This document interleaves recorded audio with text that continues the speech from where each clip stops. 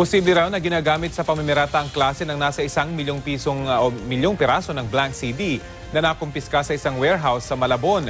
Balita hatid ni Ivan Mayrina.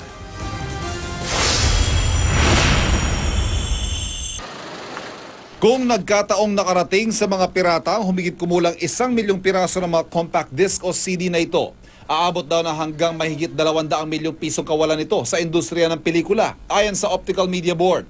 Sa bisa ng isang tip, ni-raid ng OMB ang Fly Dragon Warehouse sa Barangay Potrero sa Malabon, kung saan nakaimbak ang kahong-kahong mga blankong CD.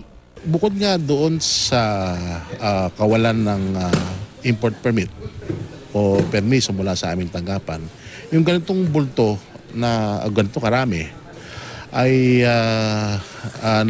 kaduda-duda dahil bukod nga sa paparating na nga yung ating Metro Manila Film Festival at dyan nga nagsusulputan yung mga namimirata. Itong klase na CD na ito, mga mumurahin, ito yung ginagamit talaga sa mga pamimirata.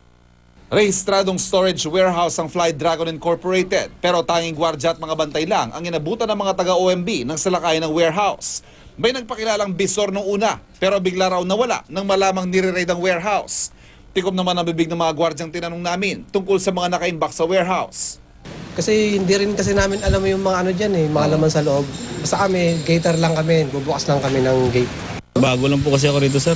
Up to this time, we have been asking for the owner, not just of the boxes, but also of the warehouse.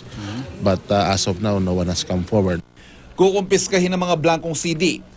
Sasampahan ng reklamong administratibo at kriminal ang Fly Dragon at kung sino mang matunto na may-ari ng mga nakaimbak na CD sa ilalim ng OMB Act of 2003. Ivan Mayrina, GMA News.